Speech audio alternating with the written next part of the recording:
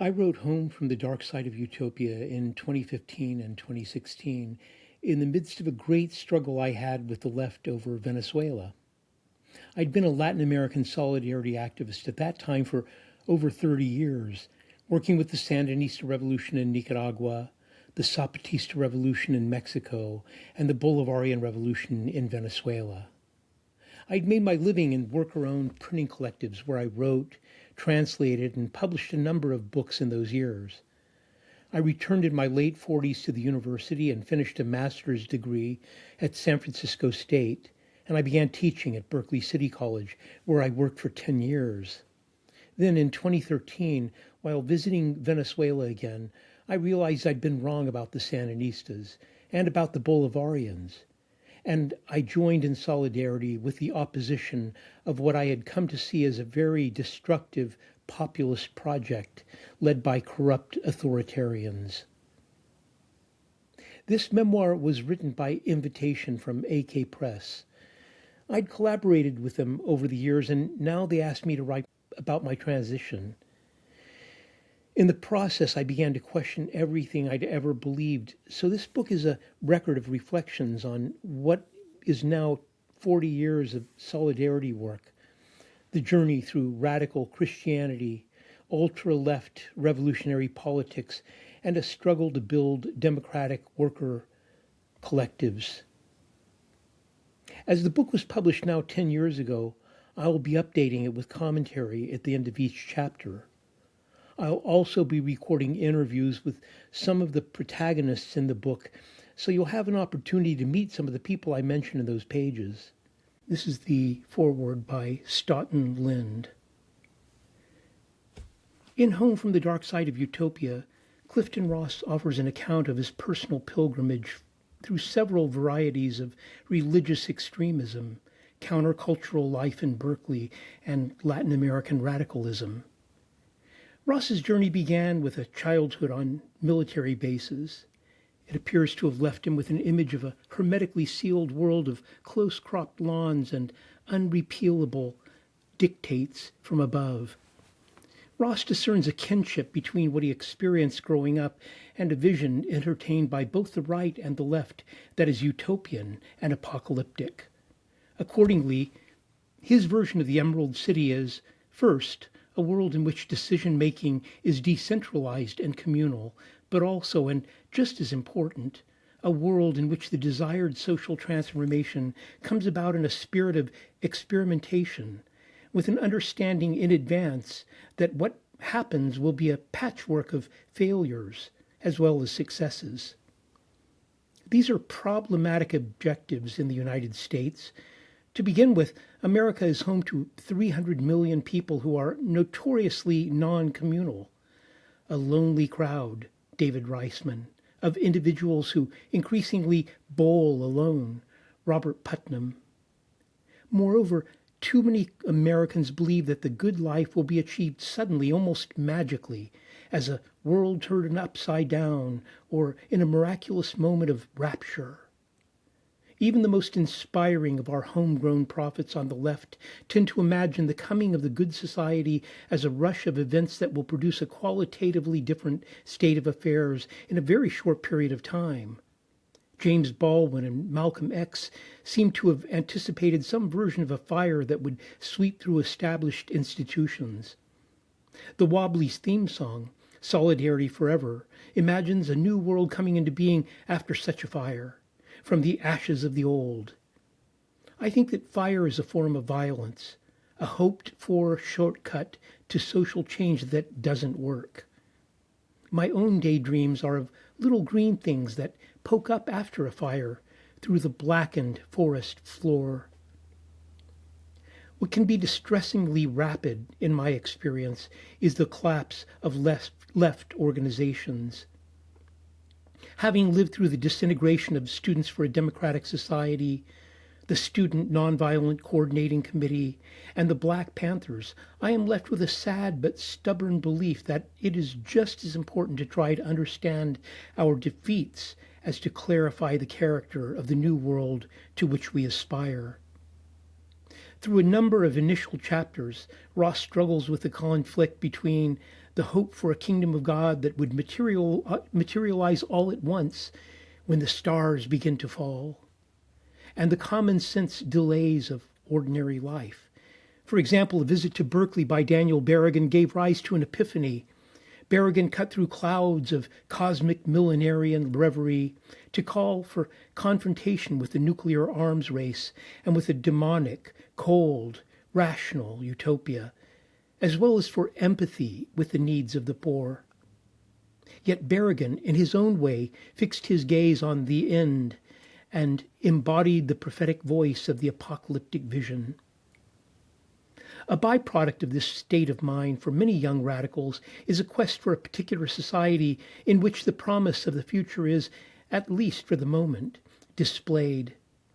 Lest I seem to be exempting myself from this generalization, let me be clear. In high school and in the first years of college, I supported the Soviet Union. This ended when a friend quoted Trotsky's ultimatum to the Kronstadt rebels, "Surrender, or I will shoot you down like pheasants," and Bukharin's abject response when accused in the purge trials of the 1930s of being a running dog of imperialists who wished to destroy this USSR. "Citizen Prosecutor Vyshinsky, you have found the words." After reading Martin Buber's Paths in Utopia, I held out the incipient state of Israel as a model of decentralized socialism until another friend told me, "Staughton, they stole the land." My wife and I used our 2 or 3 week summer vacations to make 5 short trips to Sandinista, Nicaragua in the 1980s. I was resolved not to deceive myself again this time, but I did. Not until I read Margaret Randall did I fully grasp what it signified that the highest official in the Sandinistas' women's organization, AMLE, was not elected by the membership, but was appointed by the predominantly male Sandinista directorate. I still view Zapatismo through a reddish haze, but I fear that I may have much to learn. I may discover that young people in the Zapatista villages still leave for the coast or for El Norte. Alcoholism and male chauvinism may remain stronger than one is led to believe. Above all, the leftists who shepherded the emergency of Zapatismo in those wet mountains may have had and may continue to have a good deal more influence than they let on, just as in Sandinista, Nicaragua. This brings us to the second question of Venezuela, which takes up the second half of Home from the Dark Side of Utopia. I have never been to Venezuela. I do not speak or read Spanish well enough to learn very much at a distance. I am unable to offer a reliable assessment. Nevertheless, I think the compendium of facts about contemporary Venezuela that Clifton Ross has assembled demand attention. In The Dark Side, he tells us how he acquired them year by year, visit by visit, friend by friend. They are most conveniently available in another of his recent books, The Map or the Territory, Notes on Imperialism, Solidarity, and Latin America in the New Millennium, New Earth Publications, 2014. Leaving aside currency manipulation, which I do not pretend to be able to summarize intelligibly, the following facts are offered by Ross in one or the other of these 2 books about the Chavista years. Number 1, agricultural production has declined significantly. Articles such as coffee, rice, and white corn are now imported. Food is increasingly scarce, and its cost has increased. 2, industrial production in the nationalized industries has declined across the board, including the production of cement, aluminum, steel, and oil. Oil and gas are imported in significant quantities. Number 3, the government has created new trade unions parallel to existing unions. Arrangements that the government calls co-management and workers' control have been resisted by the elected officials of existing unions. Union demands for collective bargaining contracts governing the wages, benefits, and working conditions of employees have been disregarded. 4, Many cooperatives have been created, but only 10 or 15% of these are active. 5. Many announced projects were never built or were abandoned when halfway complete. An example is the National Paper Company, Pulpa y Papel, CA, for which more than $500 million was appropriated, but that remains, quote, an empty field with a fence and a cleared space and nothing else, unquote. 6. Between 1998, when Chavez became head of the government, and 2014, the percentage of those living in poverty rose from 45% to 48%, and the number of those found to be living in extreme poverty rose from 18% to 23.6%. A 2015 study by the same agency, after the drop in the price of oil began, reported that 73% of Venezuelan households living in poverty, see pages 322 to 323 of the present work. 7. Healthcare in hospitals has suffered. Of 6,700 neighborhood clinics that were founded in 2003 to bring healthcare closer to the people, 2,000 or almost 30% had been abandoned by 2009. 8. Street violence in Venezuela is now second only to Honduras in Latin America. 9. I have left to last the propositions that are most difficult to prove because they are non-quantitative, but are also obviously the most important. They include claims that many government subsidies go only to those who support government directives, that the essential rights of free speech and free association are severely restricted, and that elections may be efficiently conducted, but that election results are manipulated, as when the polls are kept open at times and places when the government is losing to allow party members to be brought in to vote. From my perspective, as an historian forced out of the university and turned lawyer, these allegations call for what lawyers call shifting the burden of proof. That is, one or more among those who believe that Cliff Ross distorts reality should bring forth the evidence that they consider rebuts or explains numbers like those set forth above. 3. More important than the critique of anything existing is careful discernment as to where we should be going. Clifton Ross and his wife Marcy Ryan have edited still another book made up of oral histories by participants in the new social movements of Latin America, entitled Until the Rulers Obey, Voices from Latin American Social Movements, PM Press 2014. In it, they argue that too much uncritical attention has been lavished on leaders like Subcomandante Marcos, Chiapas, Lula, Brazil, Evo Morales, Bolivia, and Hugo Chavez, Venezuela. In one country after the next, Ross and Ryan found persons with names unknown to readers in the United States who, in the manner of indigenous decision-making through the ages, sit in a circle when they meet, seek consensus, and are prepared to act as well as talk. In The Map or the Territory, there are some paragraphs near the end that express, as well as I know how, the spirit in which those of us disappointed by the various versions of, quote, real existing socialism, unquote, should proceed. Clifton Ross says that we must build resistance to power by means that are autonomous, critical, often oppositional. The solidarity sought must be of two kinds. One is localist, focusing on our own communities. The other is international, organizing low-wage workers in the United States and reaching out to workers in the countries from which so many come. The climate justice movement, the boycott, divestment, and sanctions effort.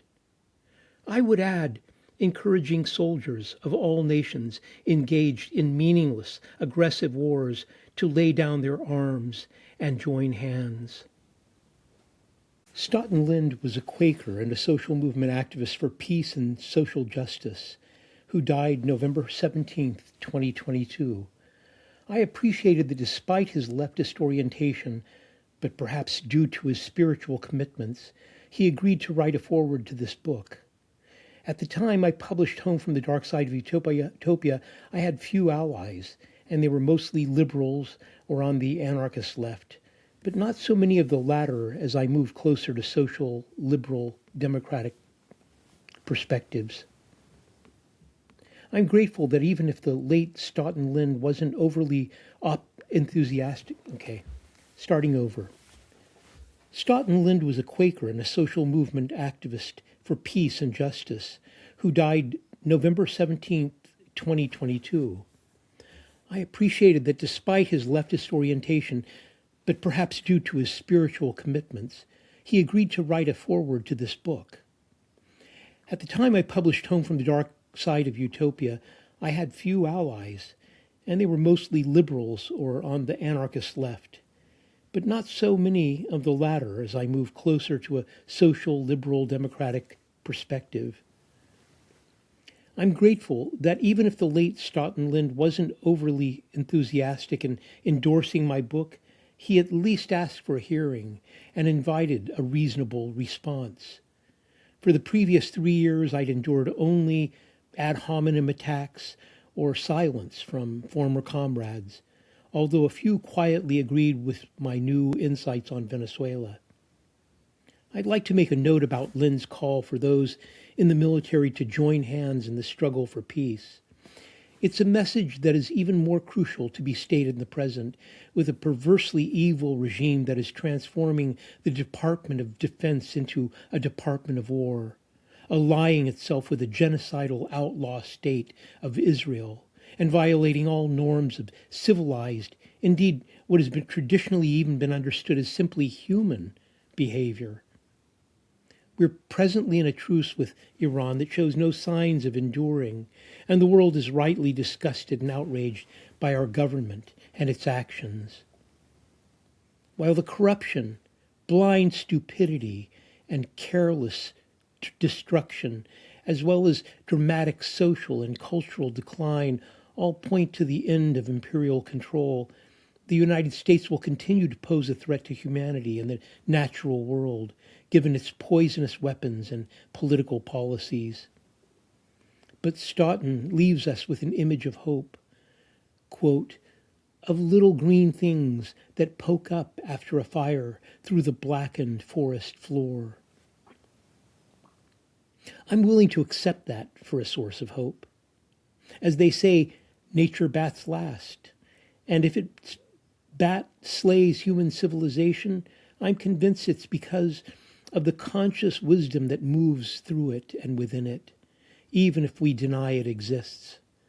I no longer have faith in any creed, but I continue to believe, as a result of my long but limited experience, that the universe is moved by conscious love, and it has its own wisdom and intent.